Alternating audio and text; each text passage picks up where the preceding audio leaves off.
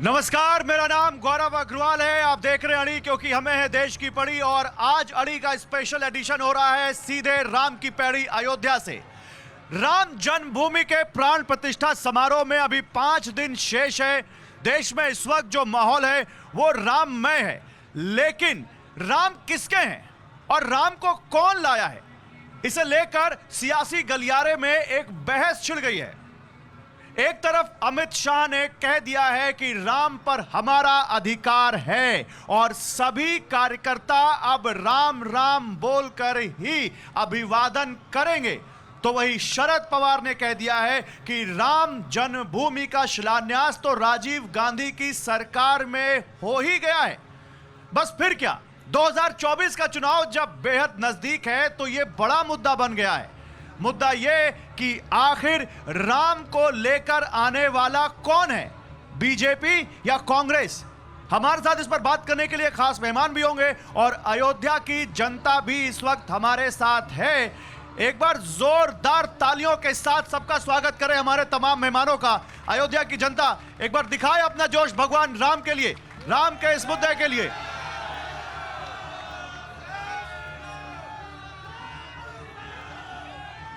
और देखिए, ये अयोध्या की जनता है। जनता जनार्दन सबसे बड़ी होती है लोकतंत्र में। इनसे बात करेंगे, इनका व्यू भी लेंगे, लेकिन इस विवाद में आगे बढ़ने से पहले राम जन्मभूमि के लिए जो हुआ, जिस तरह से आगे सियासत बढ़ रही है, किसका कितना योगदान है, यह जान लेना बहुत जरूरी है। आइए जल्दी से आपके सामने इससे जुड़े कुछ तथ्य रखते हैं, एक ग्राफिकल रिपोर्ट रखते हैं आपके सामने। सबसे पहले राम मंदिर में कांग्रेस का योगदान क्या रहा है, यह बताते हैं आपको। 22 से 23 दिसंबर 1949 को बाबरी मस्जिद में रामलला की मूर्ति प्रकट होती है और जिला कलेक्टर की सूचना के बाद उस वक्त कांग्रेस के गोविंद बल्लभ पंत के नेतृत्व वाली यूपी सरकार का ऑर्डर आया कि मूर्ति नहीं हटाई जाए, यथास्थिति बरकरार रखा जाए। और इसके बाद 1983 में तत्कालीन कांग्रेस सरकार में मंत्री दाऊ दयाल खन्ना ने अयोध्या की विवादित जगह हिंदुओं को देने के लिए तत्कालीन प्रधानमंत्री इंदिरा गांधी को चिट्ठी लिखी। 1983 में गुलजारी लाल नंदा रामनवमी के दिन श्री राम जन्मोत्सव समिति की स्थापना करते हैं और फिर 1 फरवरी 1986 तत्कालीन प्रधानमंत्री राजीव गांधी ने फैजाबाद कोर्ट के फैसले के बाद राम जन्मभूमि का ताला खुलवाया। फिर विश्व हिंदू परिषद के मंदिर शिलान्यास की अर्जी पर राजीव गांधी ने मुहर लगा दी थी और 1992 में विवादित ढांचा गिराए जाने के 2 साल बाद 1994 में तत्कालीन प्रधानमंत्री नरसिम्हा राव ने रामालय ट्रस्ट का गठन किया था। तो यह है कांग्रेस का योगदान। अगर हम बात करें, अब आपको बीजेपी का योगदान दिखाते हैं। राम जन्मभूमि का मुद्दा पहली बार बीजेपी ने 1989 में पालमपुर में जो उनका अधिवेशन था उसमें अपनाया। फिर 1990 में राम मंदिर निर्माण का प्रण लेकर गुजरात के सोमनाथ से अयोध्या तक लाल कृष्ण आडवाणी ने रथ यात्रा की। 6 दिसंबर को बीजेपी नेताओं की मौजूदगी में विवादित ढांचा गिराया गया। 2010 में इलाहाबाद हाईकोर्ट में रामलला की ओर से मुकदमा लड़ने के लिए हिंदू पक्ष के वकीलों की जो टीम थी उसमें बीजेपी के नेता रविशंकर प्रसाद शामिल रहे। 2019 में भी सुप्रीम कोर्ट में जब मुकदमा था तब भी रविशंकर प्रसाद हिंदू पक्ष के वकीलों की टीम में थे। फैसले के बाद 2020 में प्रधानमंत्री नरेंद्र मोदी ने मंदिर का शिलान्यास किया और भव्य मंदिर बनाने का ऐलान किया, जिसका नतीजा है कि 2024 में आज से 5 दिन बाद 22 जनवरी को प्राण प्रतिष्ठा समारोह है और रामलला का भव्य मंदिर देश की जनता को समर्पित हो जाएगा। और इसी पर बात करने के लिए कि राम को कौन लाया, बीजेपी या कांग्रेस, मेरे साथ इस पर बात करने के लिए मिथिलेश नंदिनी शरण जी हैं। आप राम कथा वाचक हैं, इस वक्त हमारे साथ मंच पर हैं। डॉक्टर समीर कुमार सिंह हैं, बीजेपी के प्रवक्ता, हमारे साथ मंच पर हैं। प्रोफेसर संगीत कुमार रागी हैं, पॉलिटिकल एनालिस्ट। राजेश जोशी हैं, सीनियर जर्नलिस्ट। रोहित अग्रवाल हैं, आरएलडी के नेता। और आशीष चतुर्वेदी हैं, समाजवादी पार्टी के नेता। आप सभी लोगों का बहुत स्वागत है। जोरदार तालियों के साथ एक बार स्वागत हो हमारे तमाम मेहमानों का। और जोर से जोश दिखाए जनता। शुरुआत मैं आपसे करूंगा यहां पर। आशीष मुझे बताइए, कौन लाया राम को, बीजेपी लाई या कांग्रेस लाया? छोटा सा अनुरोध है, मेरा नाम मेजर आशीष चतुर्वेदी। अच्छा, मेजर साहब, मेजर आशीष चतुर्वेदी, बताइए। तो मैं समझता हूँ महाराज जी बैठे हैं, किसी व्यक्ति किसी पार्टी की इतनी हैसियत नहीं है कि कोई राम को लाए। राम तो भगवान है, उनको लाने का सामर्थ्य किसी भी प्राणी में इस पृथ्वी पे नहीं है। वो अपनी मर्जी से आए हैं। हाँ, उनके ऊपर राजनीति ज़रूर हो रही है, कौन लाया कौन नहीं लाया क्या किया, वो एक अलग विषय है, लेकिन राम को लाने का सामर्थ्य किसी में भी नहीं है। राम को लाने का सामर्थ्य किसी में नहीं है, तो फिर भैया चतुर्वेदी जी ये बताइए, अमित शाह क्यों कह रहे हैं कि राम पर हमारा अधिकार है? नहीं, उधर बीजेपी के नेता से मैंने पूछा है, बीजेपी के नेता जो हैं, बताइए सर।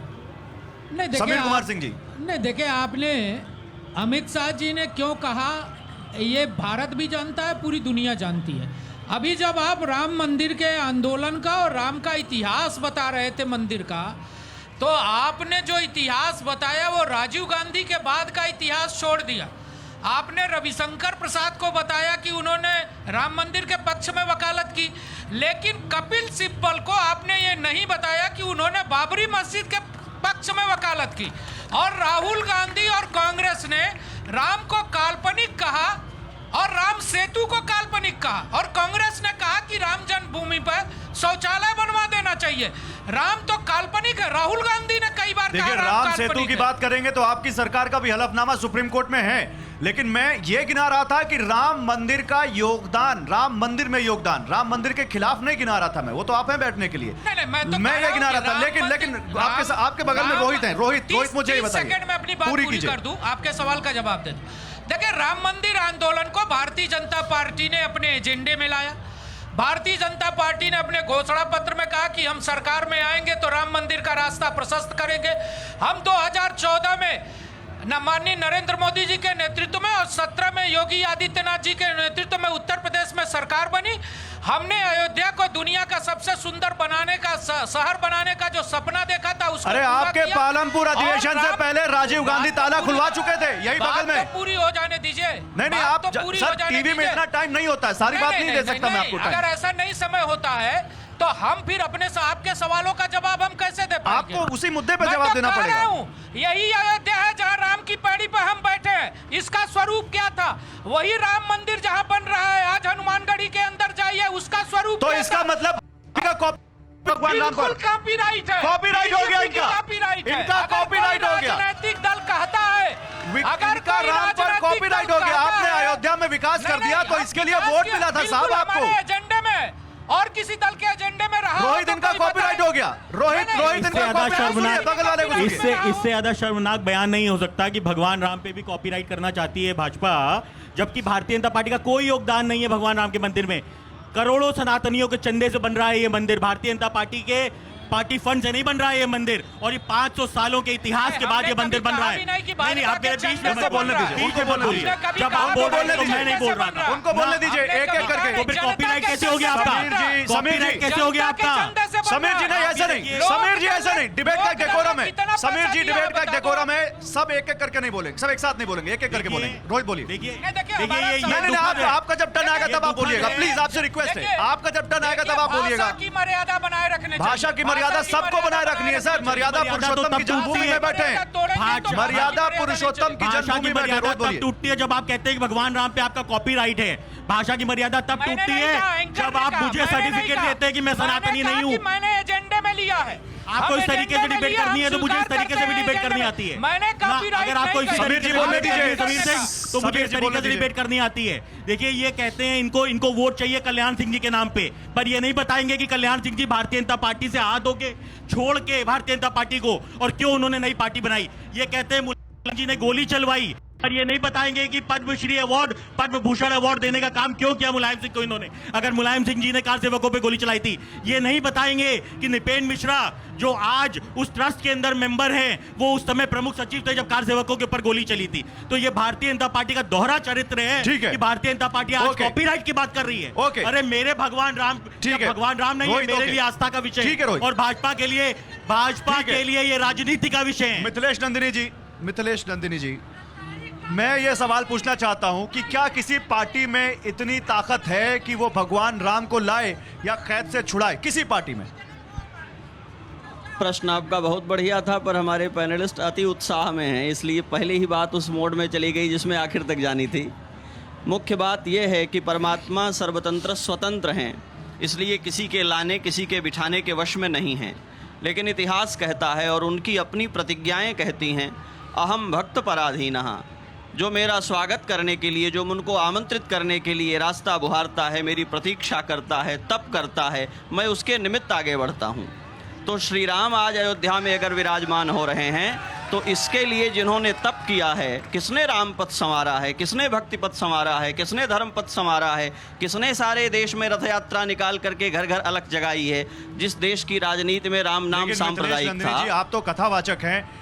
राम तो त्याग की मूर्ति है। राम ने दिया है हमेशा। गौरव जी, मैं राम- यहाँ कथा कहने नहीं बैठा राम हूँ। करुणा के सागर है। मैंने इसलिए आपका ये परिचय दिया क्योंकि आपको अच्छे मैं से पता होगा। आपके मैं ये प्रश्नों पूछ के रहा हूँ, बरक्स अपनी बात कहूँगा। मैं ये पूछ रहा हूँ आपसे कि क्या राम का श्रेय ले सकता है कोई? यदि त्रेता में परमात्मा जगत पिता के प्रकट होने का श्रेय दशरथ लेकर पिता हो सकते हैं, कौशल्या लेकर माता हो सकती हैं, तो कलयुग में भी राम जन्मभूमि बनने के लिए जिन्होंने खून बहाया है, जिन्होंने प्रयत्न किया है, जिन लोगों ने गोलियां खाई, जिनकी लाशें उनके घरों तक नहीं पहुंची, जो लोग यहाँ मिटे खपे संघर्ष किया, आप उनका श्रेय कैसे निरस्त कर देंगे? तो क्या ये कहा जा सकता है कि किसी एक पार्टी का राम पर अधिकार है? ये आप कह रहे हैं, मैं नहीं कह रहा मैं आपसे हूं। सवाल पूछ रहा हूं। मैं ये कह रहा हूं, जिसने भी श्री राम के विराजमान होने, श्री राम मंदिर के इस दिव्य अवस्था में आने, श्री राम जन्मभूमि के फिर से प्रतिष्ठित होने में भूमिका निभाई है, उन सबको ये देश धन्य मानेगा, उनको श्रेय देगा और ठीक है। पीढ़ियां उनको तो सराहती संगीत रहेंगी। रागी जी, नरसिम्हा राव और फिर राजीव गांधी, सबका क्रेडिट आप ही लोग खा लेंगे? देखिए, मुझे लगता है कि इस पूरे बहस का उपसंहार जो है वो महाराज जी ने दे दिया है। नरसिम्हा राव का श्रेय इतना था कि वो चाहते थे कि यहाँ पर बाबरी मस्जिद बने। राजीव गांधी ताला खुलवाने के लिए तब उनको करनी पड़ी जब उनको लगा कि पूरा हिंदू समाज जो है वो बहुत ज़्यादा उत्तेजित है, खास करके साहबानो केस के बाद उनके कोटरी के लोगों ने उनको समझाया कि हिंदुओं में बहुत बड़ी प्रतिक्रिया है। तीसरा, आप 1949 चले जाएं। आप कह रहे हैं कि बाबरी मस्जिद वो चाहते हैं बने। 10 सेकंड धैर्य रखिए, आप भी धैर्य रखिए। गोविंद बल्लभ पंत जी को नेहरू जी ने कहा था कि वहां से मूर्तियां हटाई जानी चाहिए।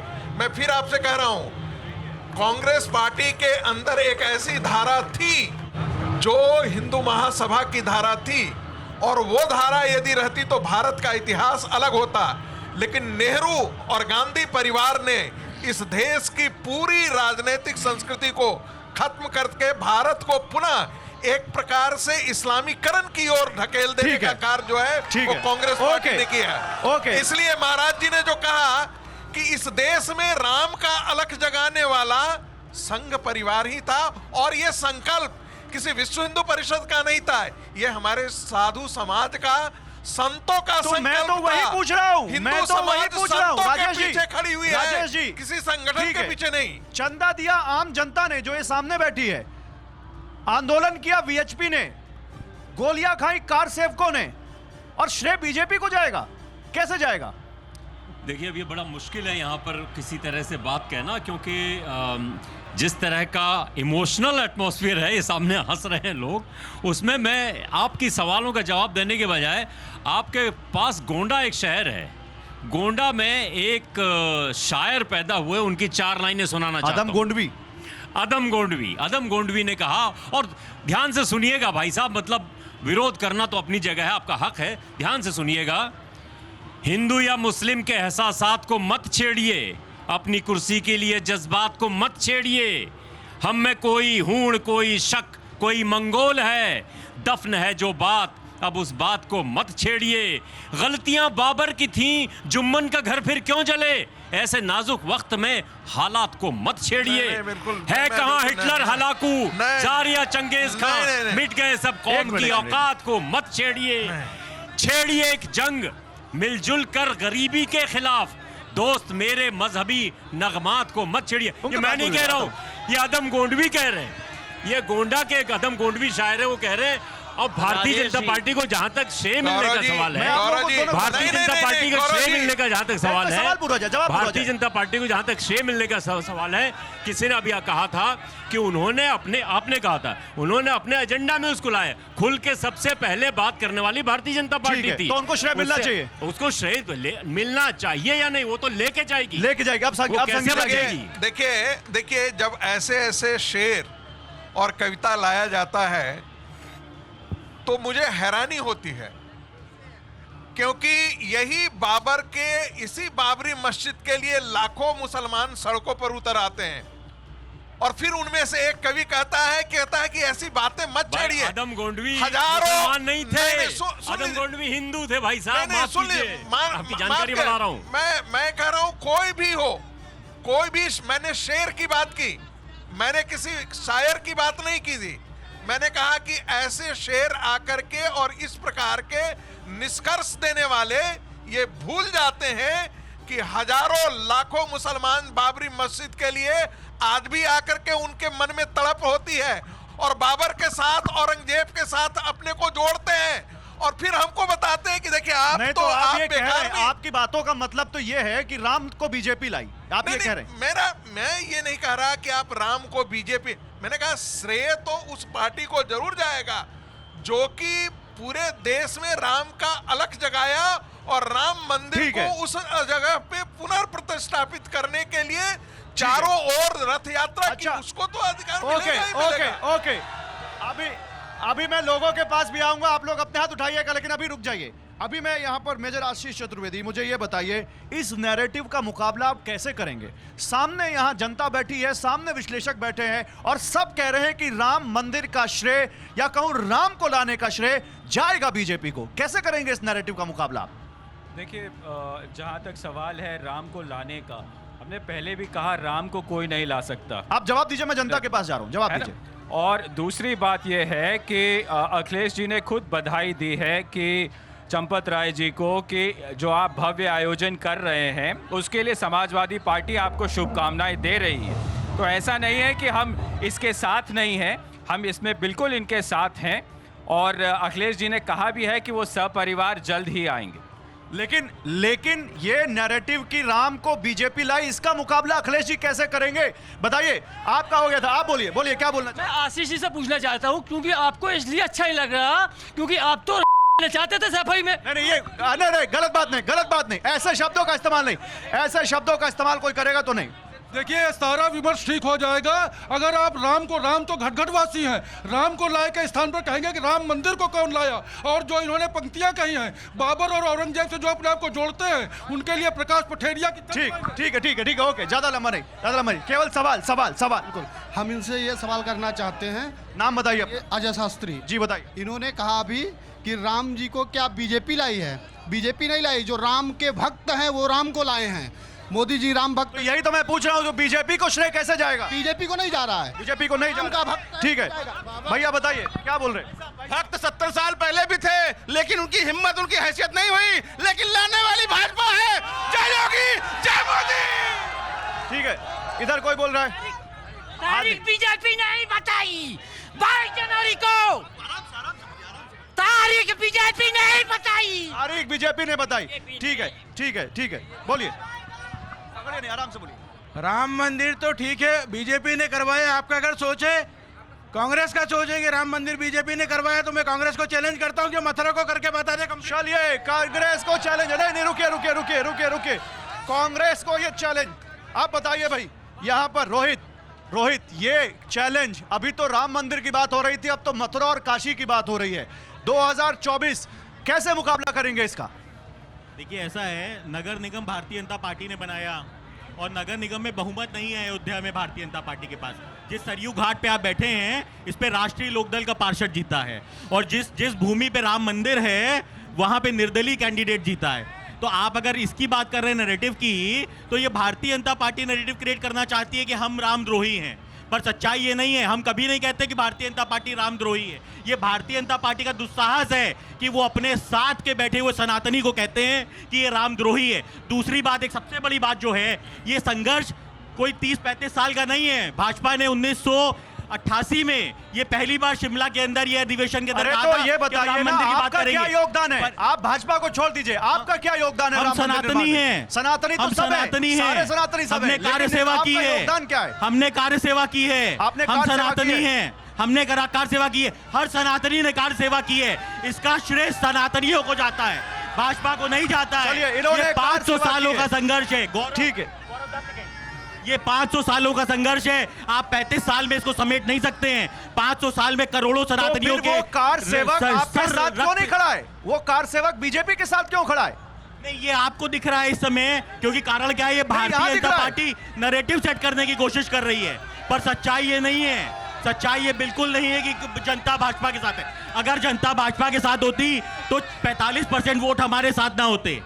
मेजर आशीष 45% पांडे। वोट हमारे साथ हैं। ठीक है, मेजर आशीष चतुर्वेदी, यही टैग कांग्रेस के साथ कि राम को काल्पनिक कहा, समाजवादी पार्टी की सरकार ने, मुलायम सिंह यादव ने कार सेवकों पर गोलियां चलाई, ये जो टैग आपके साथ टिका हुआ है, इसका मुकाबला कहां से, कौन सा काउंटर नैरेटिव आएगा जो उसको धो सके?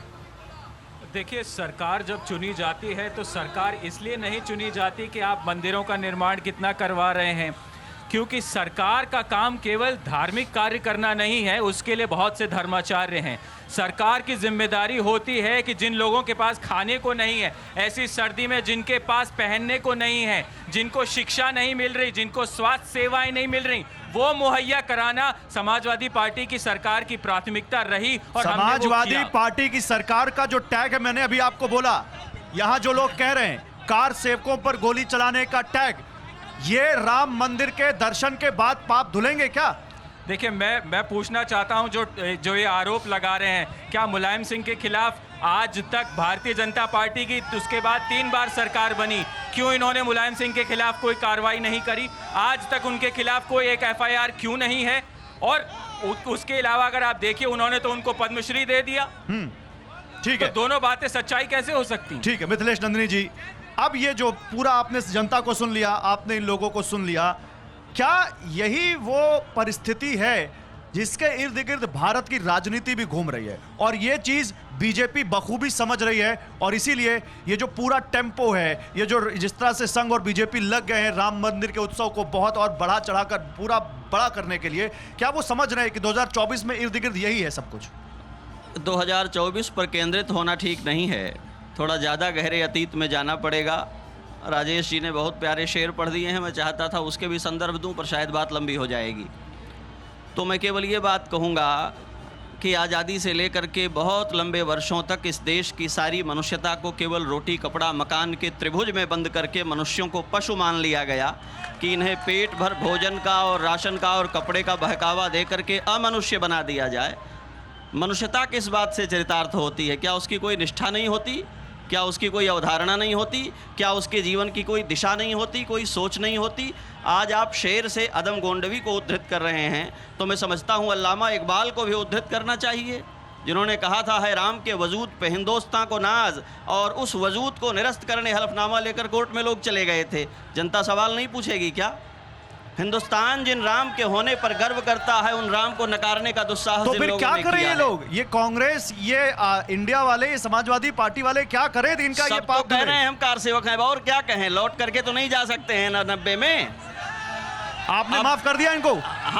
हम तो एक बार जो नाम हमारे, सुनिए अयोध्या वासियों, राम जी का चरित्र ये है कि कहते हैं सकृदेव प्रपन्नाय तवास्मीत याचते, एक बार जो हाथ उठाकर कह देता है कि मैं आपका हूँ, उसको मैं 1000 अपराध क्षमा कर देता हूँ। अयोध्या के मंच पर राम पैड़ी पर बैठ करके आगे पीछे सरयू की धारा है और कह रहे हैं हम कार सेवक हैं, तो 100 को नहीं, तो अखिलेश यादव और राहुल गांधी अगर बाद में आते हैं, मंदिर में जाते हैं, वहां पर दर्शन करते हैं, तो फिर आप लोग क्या कहेंगे? भगवान की शरण में भगवान ने रावण का भी कल्याण किया है, विभीषण का भी कल्याण किया है, सुग्रीव का भी किया है और बाली का भी किया है। जो सुग्रीव बनकर आएगा उसका त्राण होगा और जो बाली बनकर आएगा उसके लिए बाण है। पर राम तो सबको स्वीकार करते ही हैं और सबको स्वीकार करेंगे। अब ये आपको तय करना है कि आप किस रूप में सामने आना चाहते हैं। कुंभकर्ण बनकर आएंगे तो भी आपका सत्कार किया जाएगा, उसके लिए धनुष बाण लिए हुए हैं। शरणागत होकर आएंगे तो हृदय से लगाया जाएगा, उसके लिए भी। राम सबके हैं और सबको स्वीकार अच्छा, करते ठीक हैं। है, ओके। अपनी भूमिका आपको तय करनी है। मैं यही भूमिका पूछता हूँ, राजेश जी मैं आ रहा हूँ। मेजर आशीष, अगर आपको 90 के दशक में आज जाने का मौका मिले, उस वक्त जब राम मंदिर का आंदोलन चल रहा था, तो आप क्या करना चाहेंगे आज उस वक्त? देखिए, अतीत को बदला तो जा नहीं सकता। मैं कुछ भी कहूँ उससे अतीत पे कोई फर्क नहीं पड़ने वाला है।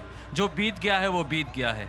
हमें आगे देखना है, आगे बढ़ाना है देश को। तो आप प्रदेश मानते हैं को। अतीत में आपसे गलतियां हुई? कुछ गलतियां जरूर हुई, बिल्कुल ये मान रहे इस हैं? बात के लिए धन्यवाद देना चाहिए। तो फिर इस बात पर अखिलेश यादव माफी क्यों नहीं मांगते? वो आएंगे, उन्होंने कहा है वो सब परिवार यहाँ आएंगे। और बीच में अभी वो गए भी थे नहीं, नहीं। नहीं, शंकराचार्य पास गए भी थे, उन्होंने माफी भी मांगी थी, आपको पता होगा। जो पहले कई कृत्य हुए उनके लिए उन्होंने माफी भी मांगी थी, और वो यहाँ भी आएंगे और सब परिवार आएंगे। तो ये आप मान रहे हैं अतीत में गलतियां हुई? जी बिल्कुल।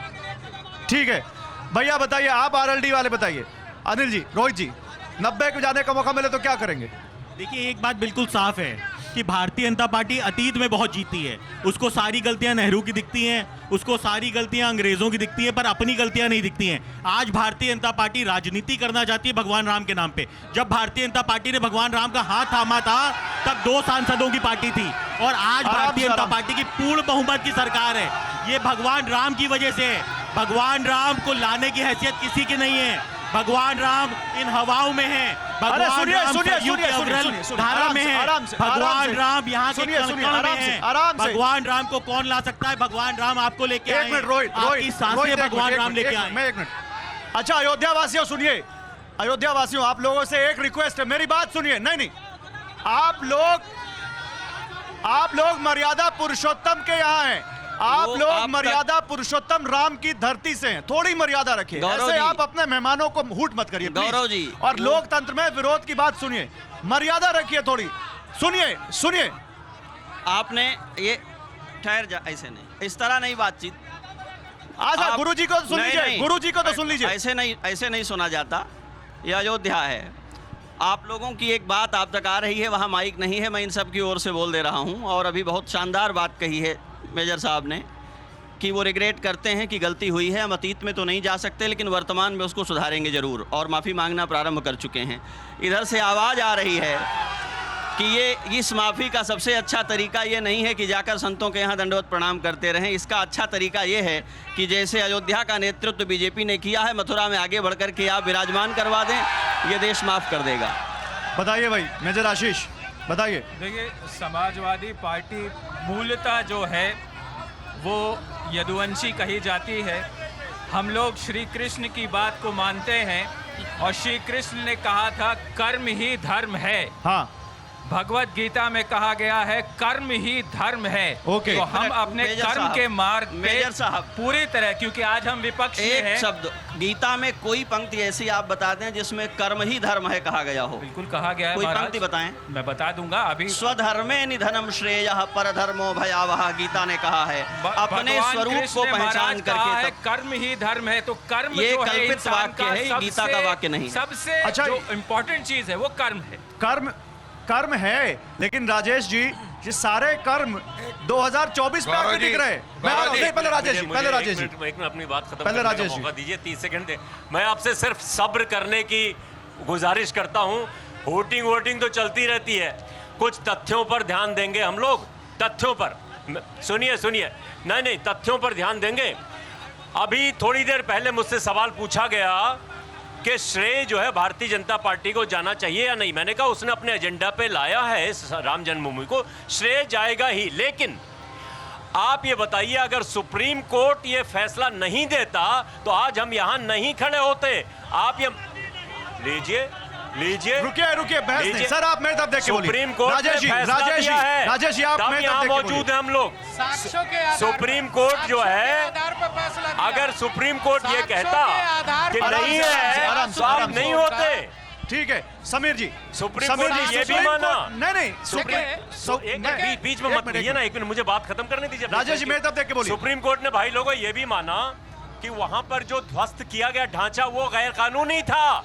ढांचा ध्वस्त करना एक आपराधिक कृत्य था, तथ्य है। मैं अपनी तरफ से नहीं जोड़ रहा हूं। ठीक है, सुप्रीम कोर्ट को श्रेय जाना चाहिए ना, फिर तो इस देश की अदालत को श्रेय जाना चाहिए। नहीं, गौरव जी, एक वाक्य में जोड़ दूं। बीजेपी वाला देश की अदालत को श्रेय जाना चाहिए, लेकिन अदालत में श्रेय कब गया 2014 और 2017, 14 में नरेंद्र मोदी जी प्रधानमंत्री बने, 17 में योगी आदित्यनाथ जी मुख्यमंत्री बने, और एएसआई के सर्वे के रिपोर्ट के आधार पर हाई कोर्ट और सुप्रीम कोर्ट ने फैसला दिया। आप ये मैं कह रहे हैं- पूछना चाहता हूं, 30 सेकंड, नहीं, मैं सुप्रीम- पूछना चाहता हूं, नहीं, कांग्रेस और समाजवादी पार्टी सरकार में रहते राम मंदिर के फैसले के लिए पैरवी क्यों नहीं की? उनके मन में चोर क्यों था? वो राम मंदिर के रास्ते तो को पैरवी प्रशस्त तो क्यों नहीं दोनों की? तरफ से हुई। आप ये कह रहे हैं कोर्ट को आप लोगों ने इन्फ्लुएंस कर दिया, आप मैंने लोगों ने कोर्ट को प्रभावित मैंने कर दिया। साक्ष्यों को प्रस्तुत किया।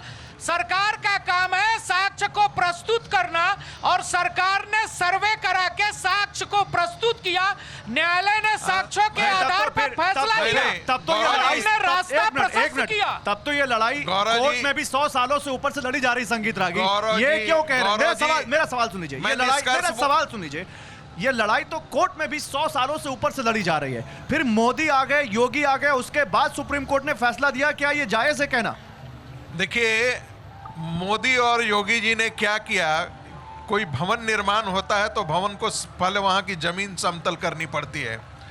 जो कोर्ट में साक्ष्यों को लेकर के जाने का सवाल था, वो योगी जी और मोदी जी ने ही किया है। बिल्कुल ठीक बात है। कांग्रेस पार्टी उसका विरोध करती रही, अपने वकील की पूरी बैटरी लगा दी ताकि ये इस पर अदालत निर्णय दे ही नहीं सके। हजारों पेजों का ट्रांसलेशन ये योगी जी के राज्य में हुआ, वो हो ही नहीं पा रहा था। और अंतर क्या होता है बताता हूं। इसी अयोध्या में जब कांग्रेस पार्टी की सरकार केंद्र में थी तो सहमत ने प्रदर्शनी लगवाई थी और कहा था कि राम और सीता भाई बहन थे। जब जमीन अधिग्रहण हुआ था केंद्र सरकार के अंतर्गत, संगीत जी, पाप है तो संगीत जी सुनिए। समाजवादी पार्टी और कांग्रेस ने मेरी कर्म बात नहीं सुनिए। कुकर्म किया है। मेरी बात ये सुनिए, समझ मेरा लीजिए। अनुरोध सुनिए। संगीत जी, केंद्र सरकार ने जब अधिग्रहण किया था तब कौन थी? केंद्र में सरकार कौन थी जब राम मंदिर के लिए अधिग्रहण हुआ था? उत्तर प्रदेश में किसकी सरकार? नहीं नहीं, थी? अभी रुकिए। केंद्र में नहीं, किसकी? उत्तर अरे प्रदेश आप में रुक किसकी जाइए, अभी सरकार आप मोदी थी? जी को गिना रहे थे, अब केंद्र आप की मोदी जी का सरकार नाम नहीं ले रहे। केंद्र की संगीत जी, सरकार कांग्रेस की थी। जमीन पर और मंदिर उत्तर बना, प्रदेश उसका में अधिग्रहण किसने किसकी किया था? सरकार किसकी थी? सरकार में हमने हुआ था? तीन सरकारें देखिए, दुबारा की है। अयोध्यावासियों को उससे हमने दूर रखने के तीन लिए किया सरकारें गया, दुबारा राम की है। लला के हित में किस नहीं किया दबाव गया। में हुआ था ये आप बता दीजिए, ये भी सब कोई जानता है। अब आप दबाव पे आ विश्व गए। हिंदू परिषद नहीं नहीं अब नाम तो ले लीजिए, नाम तो ले लीजिए। देखिए ये सब किसकी कोई सरकार थी? जानता है, ये सब कोई जानता है। इस देश की जनता को बताने की आवश्यकता नहीं रह गई है कि राम जन्मभूमि के आंदोलन को किसने नेतृत्व दिया है, कौन उसके पक्ष में जन जागरण चलाया है, कौन कौन इसकी लड़ाई लड़ी है, और किसने राम मंदिर को रुकवाने के लिए विरोध किया है, किसने कार सेवकों पर हत्या कराई है, कौन अपने आप को मुल्ला मुलायम कहलवाने में अपने आप को गौरवान्वित महसूस किया है, कौन भारत को आंशिक इस्लामीकरण के रास्ते पर धकेला है, ये सब कोई पता है। ये बताने की जरूरत है। ये इतनी जनसंख्या। ठीक है, मुलायम ठीक है, सिंह ठीक के है, खिलाफ ठीक है। आपकी सरकार ने क्या कार्रवाई की ये भी बता दीजिए। नहीं नहीं, आपने एक उनको मिनट, एक परमिशन मिनट। दे दी। आप लोग नहीं चलती आप मेरे एक साथ मत बोलिए। सरकारें गुरुजी, अपने गुरुजी, एजेंडे पर एक मिनट, आप लोग एक साथ मत बोलिए। मैं आपसे सवाल ले रहा हूं। महात्मा गांधी भगवान राम के तो सबसे बड़े भक्त, जिस तरह से कह सकते हैं मौजूदा इसमें जो कहते थे राम राज्य की स्थापना होनी चाहिए, वो खुद कहते थे कि सबको सन्मति दे भगवान, वो कहते थे, वो भजन गाते थे। तो आज की इस परिस्थिति में आप क्या संदेश देंगे भगवान राम का इन सबको? मैं फिर वही संदेश दूंगा और कांग्रेस के लोगों को भी कहूंगा कि राम जी के प्रति तो आप अपनी निष्ठा जाहिर कर चुके हलफनामे में। सबसे पहले गांधी जी को अपदस्थ करने वाली तो कांग्रेस है।